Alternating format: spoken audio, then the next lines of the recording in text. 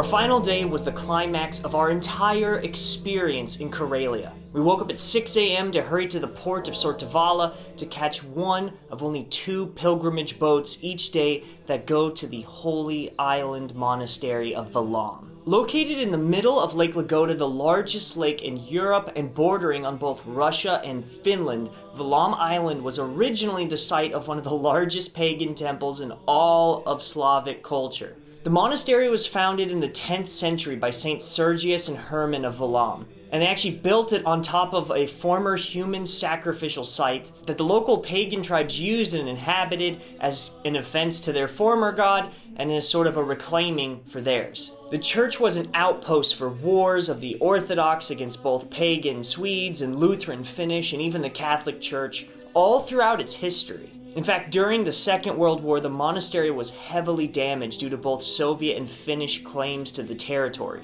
but it was subsequently restored to its full glory after the returning of it by the Soviets in the 1980s. The boat ride itself to get there takes a couple of hours just to see land again once you've taken off. And on top of that, the boats don't even run all year. If you come in summer, you'll be able to catch these double boats every single morning. And in the winter, you can actually snowmobile to the island, but during the fall and spring, there is no means to get there at all. That's why when you arrive, you realize the isolation. The place feels like a true end of the earth. But out of the Nordic isolation, you'll be warmly greeted by smiling tour guides, clergy, and even laborers who live here full-time to assist the monks. There's more than 100,000 people that visit this holy site every single year, with 90,000 being purely tourists like me. And once you disembark, you will find your tour guide, and she or he will take you up the hills to the main garden, and you will see dozens of symbols of faith, all gifts or memorials to its history. There's carefully crafted orchards and gardens all over the place that the monks have been tending for hundreds of years. There's monuments gifted by czars. There's other statues that are there to commemorate monks who perished during the many wars and conflicts that the island has trailing behind it. It even contains a hotel for pilgrims looking to stay on its premise for more than a single day like we did. They don't charge, though, for the accommodation, and they even have free food and doctors for all who come. All they ask in return is for you to eat when they eat, work how they work, and pray how they pray while you stay there. But the real pearl of the island is the main cathedral of Valaam, which is considered to be many the Vatican of Orthodoxy.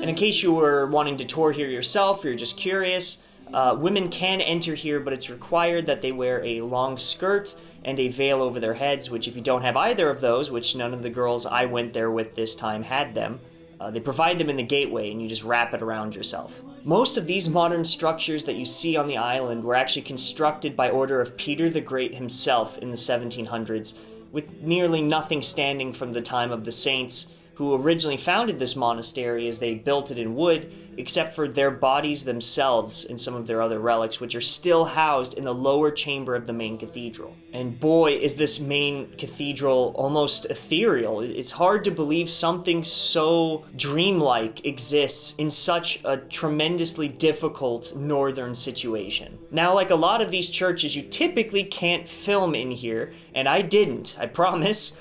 But luckily for us, one of the girls I was with was a renegade and decided to film on her own. So that way, when I was editing my video, I told her about how I couldn't put any of it in it, and she sent me over, the sneaky devil, the footage that she took. So now, don't you do this as a foreigner, but she's Russian and I'll let her deal with the consequences. For now, enjoy the inside of the main cathedral.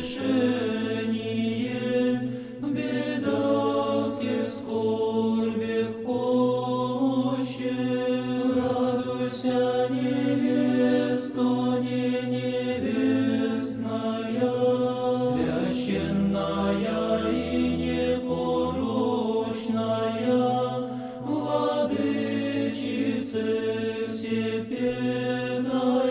Leaving there, we walked down to the monks' quarters to pet cats, as well as to share a meal with other pilgrims and clergy who are exploring the island with us. The monks here live strict spiritual lives, mixed with hard work, where they sleep only 4 to 5 hours a night and spend their days praying and working to provide for their neighbor monks and guests. In fact, we were treated to a free meal of fish and vegetables, bread and soup, all provided to us by the labor of the monks.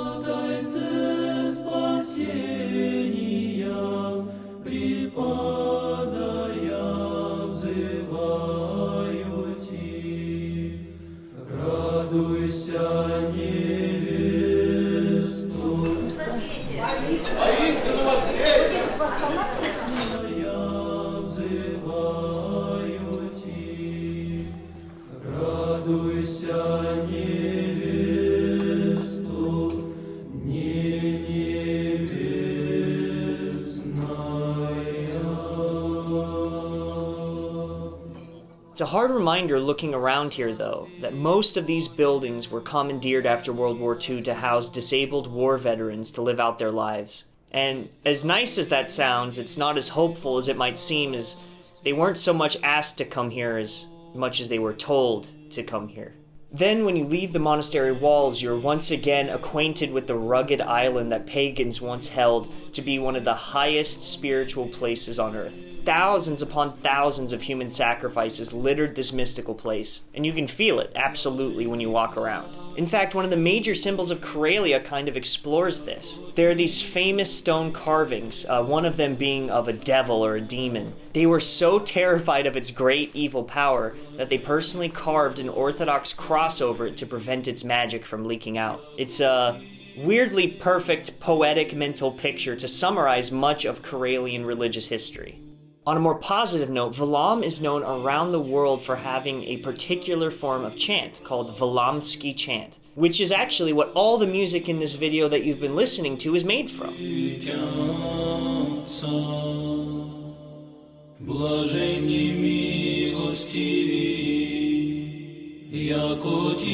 It's unique to hear the monks of this island started it, crafted it, and maintain this amazing tradition of chanting. In fact, the monks here are so famous that they're invited all over the world to perform their music, and all the money that they raise from their performances goes to the upkeep of this monastery. But beyond the religious, Valaam is decorated with an array of wildlife, from deer to mink and moose, even seals in the winter. You'll often see those seals around the water splashing and having fun. That's when the tour led us out of these mystical woods up to a pagoda, where one can get some of the best views of the island.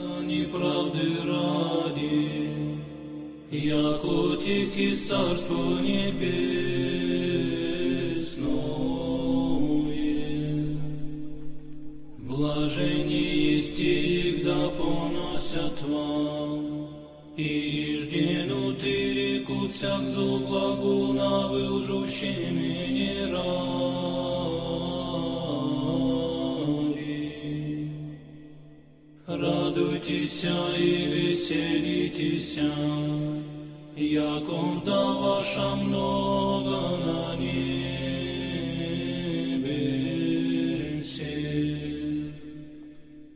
Слава Отцу и Сыну и Святому Духу. And all the way at the end, you'll find a crafty little shop that sells coffee and tea to help pick you up after a long day of walking, and you can sip on it while you sit on their balcony that overlooks a Baroque decorated church in the bay.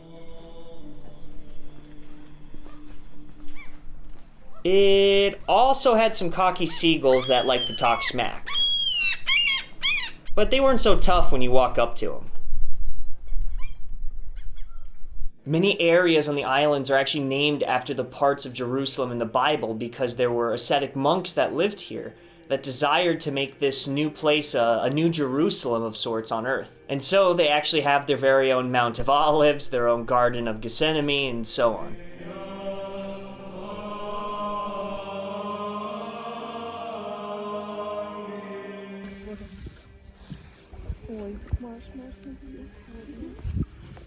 Oh no, it looks horrible. Oh, that's not a marmot. You know what that is? No. Mink. Who's mink? We only had a little bit of time to breathe out before we had to go to our last historical gem of the trip, the Church of St. Nicholas the Wonder Worker. This church sits on an archipelago of Valaam and was our last stop before we had to catch our boat to leave. It was constructed in the 1800s and has a dedicated lodging area for important guests of the monastery, from patriarchs to civil servants, even celebrities like Alexander Dumas. The French author of such classics as The Count of Monte Cristo, The Three Musketeers, actually stayed here for several months, and he was supposedly particularly inspired and impressed by this little seaside cathedral, intentionally opting to attend both services and silence alike inside its small chamber.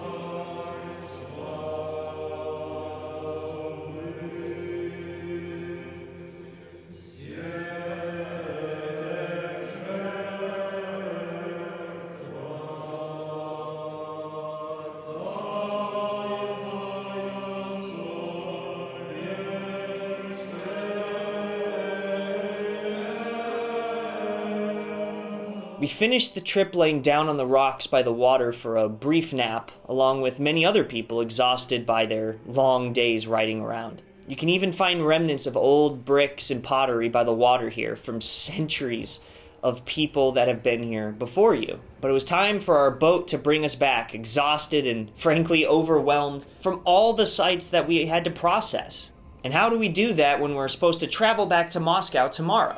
But luckily for us, we had one last sleep and one last stop before we had to say goodbye to this beautiful shore, and that's because we got to stop at the Sami village. Building the village. Out here in Karelia, the Sami village. Looks like a good cultural exchange. Okay, so you have the village, and there's a bunch of waterfalls, which is why I know we're here, and a cool nature path, so let's check it out.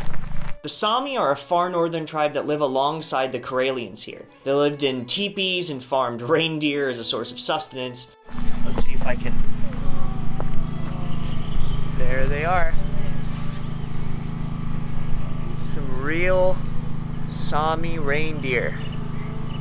For a couple bucks, you can visit this commercial village. It's not a real one. It's set up by Sami people to help preserve their culture. You can pet deer and drink their funny fermented reindeer milk. Что? Ну, на обратном пути, может, пойдем. Спасибо. What did she say? She's inviting us to keep beer. We're like, maybe some other. But we more wanted to visit the sacred waterfalls they had down a hiking path. Because, as a matter of fact, the only public access to those waterfalls is via this park. Smart marketing. You can walk down another well-kept wooden pathway and you'll come to leave the sounds of the Sami folk music to the more traditional music of birds and streams. Check this out, a traditional Sami hut. Before I go there, I want to see this river. So we're super far from like civilization. Oh wow, the waterfalls here. And you can see how dark this water is. Karelia, let's see a bit better here, strangely has, and this is very clean water, it's just brown. It's not like there's civilization around. It's just naturally brown. It's probably from the soil, all sorts of mud and stuff. In Colorado, we have a slightly kind of greenish water, and that's from the limestone, but geez, look at this nature. You're just in the thick of it. Let's check out this house.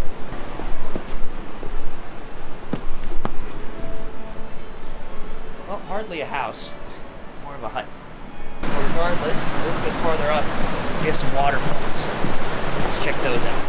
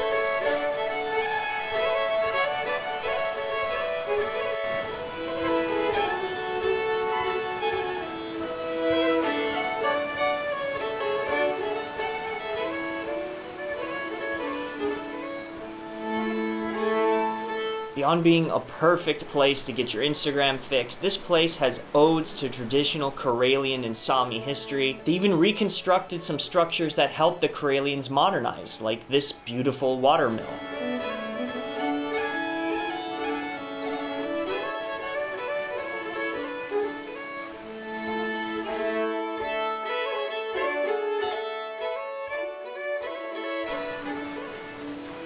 In the summertime, this is actually a very popular place to raft and kayak, but since we came here in early May, it wasn't exactly an option for us. But if you have that need for speed, this park has 6 different waterfalls that you can ride on as part of the admission.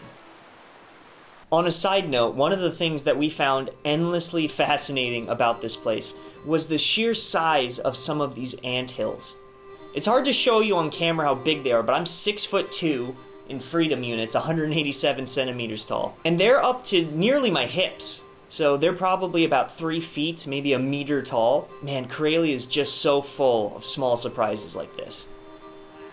The Republic of Karelia is like many things in Russia, a stark contrast of backgrounds. Pagan sacrifices, Christian monkery, and Soviet atheism all dwell here together in a sort of odd unison of history. How does one even process everything we have seen during this 5-part video series? If you haven't seen my other parts, I highly suggest checking them out. We had a very full tour of this beautiful republic, but we decided to do what the Karelians have always done after a hard adventure. We bought some locally caught trout from Lake Lagoda and decided to cook it up while telling family war stories from the Great Patriotic War and drinking the national drink of Karelia, Karelian balsam. This balsam contains 30 plus herbs and spices that were used as a sort of cure-all medicine for travelers in the north when they couldn't carry a bunch of different medicines and herbs around, but they needed a cure both for joint pain, for a toothache, an upset stomach, or maybe just for a troublesome wife. Now, I don't drink at all, but I decided to place a small amount on my tongue just to see how this historic drink tastes.